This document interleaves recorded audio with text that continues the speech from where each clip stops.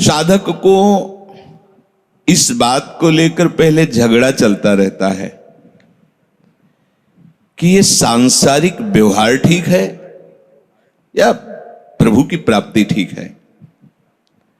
बहुत से तो इसी झगड़े में पहले वाले सूत्र में परास्त हो जाते हैं कि यार माता पिता भाई बंधु परिवार रिश्ता नाता बालक ये सब इसको तो करना ही है, यही तो धर्म है, मेरे सिवा इनका कोई नहीं है और इनके सिवा मेरा कोई नहीं है, इसलिए मेरा कर्तव्य बनता है इनका पालन पोषण करना। उपासक पहले ही निश्चय में गिर जाता है। जो सत्संग नहीं किए वो, जैसे ये प्रश्न भी सत्संग में ही उठता है।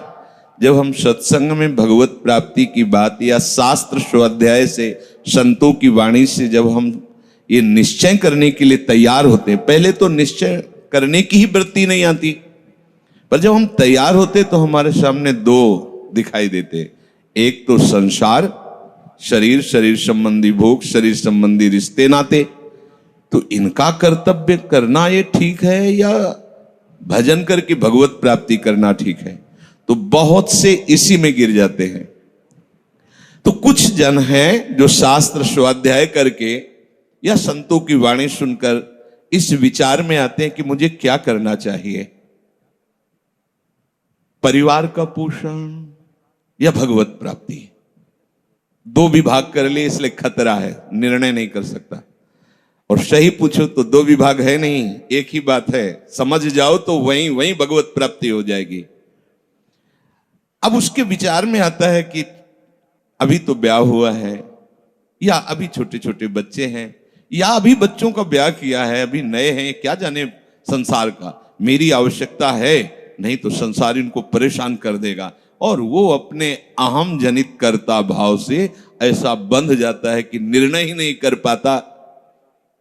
समझो रे भाई लोगो, समझो रे दीवाना,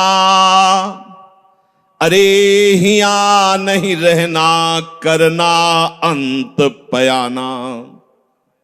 श्री चरणदास जी कह रहे हैं, ए भाई समझो, जिस कर्तव्य को तुम विसार करके झूठे भाव को कर्तव्य मान रहे हो, अरे माया के दीवाने, अरे हिया नहीं रहना, करना अंत पयाना।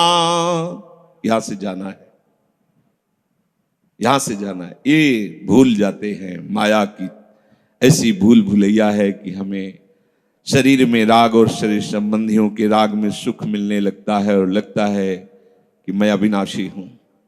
वैसे मैं तो अविनाशी ही है, पर विनाशी को लेकर मैं ये भूल कर बैठता है, और जिसको पकड़ा है वो सब विनाशी, सब विनाशी। गो गोचर जहां लग मन जाई, सो सब माया जानो भाई। दुनिया में लाखों का मेला जुड़ा, हंसा जब जब उड़ा तो अकेला उड़ा। समझो, ये माया की चाल है जो तुम्हें समझने नहीं दे रही। अरे हिया नहीं रहना, करना अंत पयाना। समझो रे भाई लोगो, समझो रे दीवाना। मोह कुटुंब के अवसर खोयो, हरि की सुधि बिसराई। दिन धंधे में रैन, भोग नींद में ऐसे आयु गंवाई। 8 पहर की 60 घड़ियां, सो तो बिरथा खोई। छिन इक हरि को नाम न लीन हो, तो कुशल कहां ते होई। बालक था जब खेलत डोला, तरुण भया मद माता। वृद्ध भय चिंता अति उपजी, अब दुख में कछु न सुहाता। भूला कहा चेत नर मूरख, काल खड़ो सर सांधे, विष को तीर खींच के मारे, आए अचानक बांधे। झूठे जग से नेह छोड़ करी, साचो हरि नाम उचारो।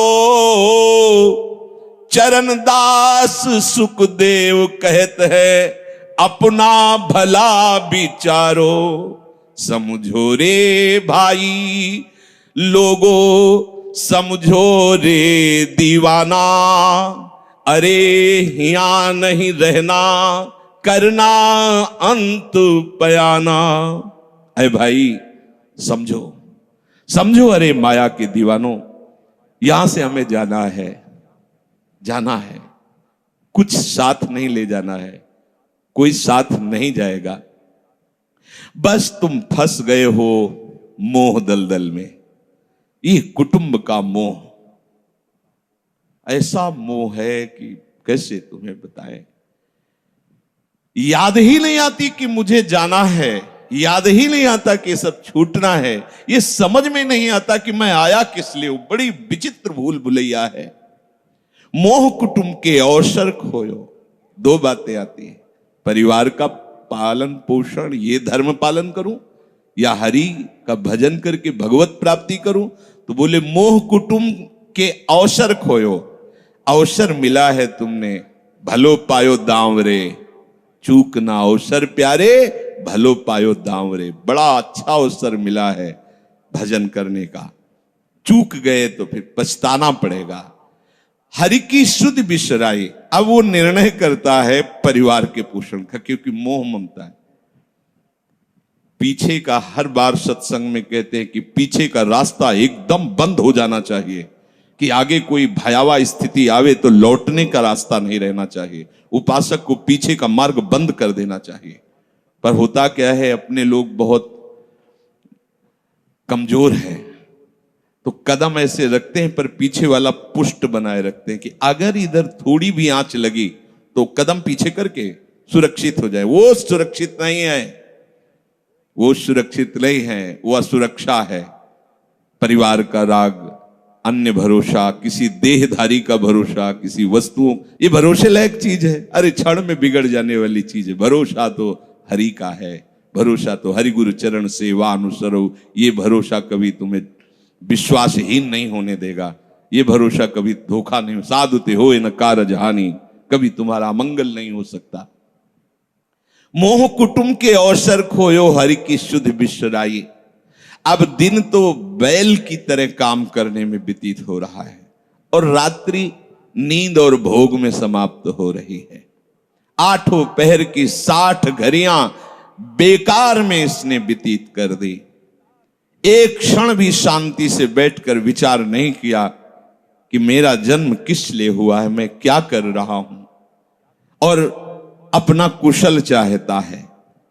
एक छिन हरि को नाम लीनो, कुशल कहां ते हुई, तब लग कुशलन जीव को सपने हो मन विश्राम। स्वप्न में भी शांति नहीं मिल सकती जब तक भजन नहीं करोगे।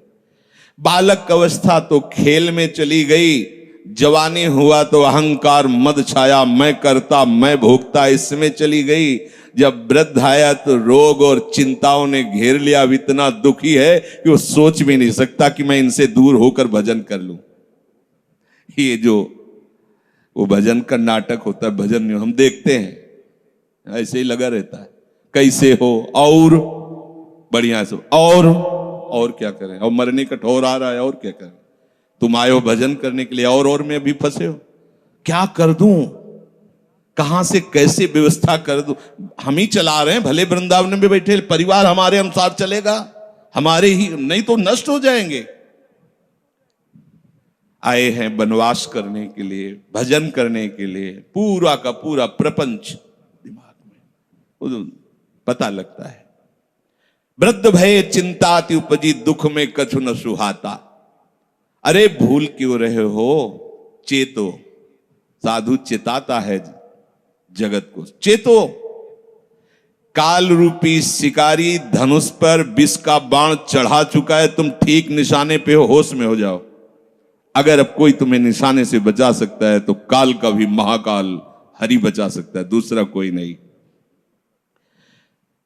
आए अचानक बांधे, यम के दूत आकर अचानक बंधन में डाल करके ले जाते हैं। अब वो निर्णय कर रहे हैं, झूठे जग से नेह छोड़कर साचो हरिनाम उचारो। चरणदास सुखदेव कहते हैं अपना भला विचारो, इसी में अपना भला है।